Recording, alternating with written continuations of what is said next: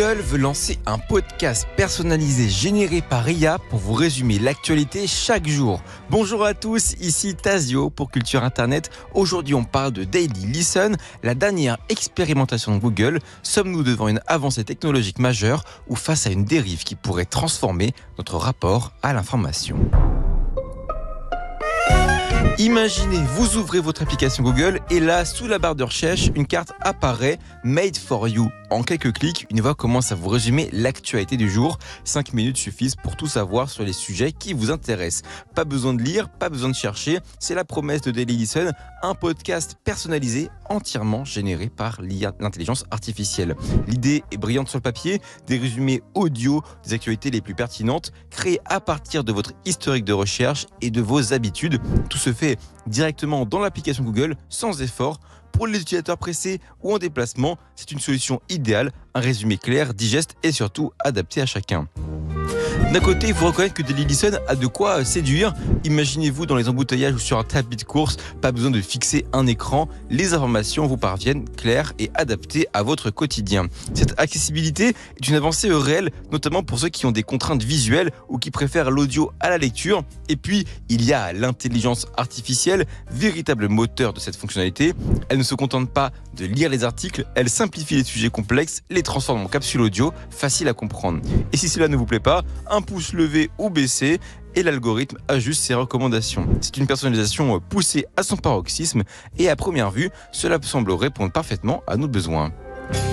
Mais cette même technologie, aussi impressionnante soit-elle, soulève des problématiques bien plus profondes. Derrière ces résumés séduisants se cache une réalité inquiétante. Google s'appuie sur le travail des journalistes pour produire ces contenus. Mais comment sont rémunérés les médias ? Les petites rédactions, déjà fragiles économiquement, risquent d'être les grandes perdantes. Si les utilisateurs consomment les informations directement via Daily Listen, combien d'entre eux iront réellement sur les sites web des médias ?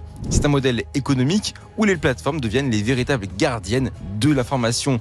Rappelez-vous de Google News, des accords déséquilibrés ont longtemps été dénoncés. Avec Daily Listen, on pourrait bien assister à une nouvelle forme de dépendance des médias envers Google où les revenus publicitaires disparaissent au profit d'un modèle opaque et déséquilibré. Mais ce n'est pas tout. Cette personnalisation si pratique pourrait bien devenir un piège. Chaque jour, Daily Listen sélectionne les sujets qui vous correspondent selon vos goûts, vos croyances et vos habitudes. Ça paraît génial, non ? Mais en réalité, c'est là que réside le danger. On finit par ne recevoir que des informations qui confirment nos idées sans jamais être confronté à des opinions ou à des sujets différents. C'est la bulle de filtre version audio. Et le problème, c'est qu'elle ne se contente pas que de conforter vos biais. Elle risque aussi de passer sous silence des sujets essentiels, mais jugés trop complexes ou trop polémiques. À force de vouloir rendre l'information facile et agréable, on finit par la rendre simpliste et appauvrie. Et puis, il y a une autre question. À qui profite réellement cette innovation ? D'un côté, il y aura ceux qui continueront de payer pour des abonnements à des médias de qualité qui creusent les sujets en profondeur. Et de l'autre, une majorité pourrait se contenter de ces 5 minutes d'actualité. Des informations courtes, simplifiées et parfois biaisées. On risque de voir émerger une information à 2 vitesses. Une fracture entre ceux qui ont un accès à une vision complète du monde et ceux qui doivent se contenter d'une version tronquée. Ce fossé pourrait affaiblir le débat public, la citoyenneté et même la démocratie. Car l'information, ce n'est pas juste rapporter les faits du jour, c'est aussi creuser, enquêter, révéler des vérités cachées. Les grandes enquêtes journalistiques, celles qui demandent des mois de travail, sont déjà en danger face à la précarisation des rédactions. Avec Daily Listen, elles risquent de disparaître encore davantage. Qui paiera pour ces enquêtes si les utilisateurs se contentent de résumés rapides ? Et puis, il y a une autre question, ces résumés automatisés, aussi bien faits soient-ils, peuvent-ils vraiment restituer toute la complexité d'un sujet ? La réponse est non, bien évidemment.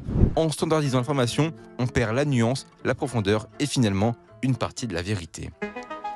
Tout cela nous ramène à une question cruciale. Peut-on laisser Google, une entreprise privée, devenir la principale gardienne de l'accès à l'information ? Avec Daily Listen, Google pourrait renforcer son monopole et sa capacité à modeler nos connaissances et nos opinions. Ce n'est plus seulement une plateforme, c'est une force politique et sociale. Et si nous devenons dépendants de Google pour nous informer, que restera-t-il de la pluralité des sources, de notre liberté de choisir où et comment nous nous informons ?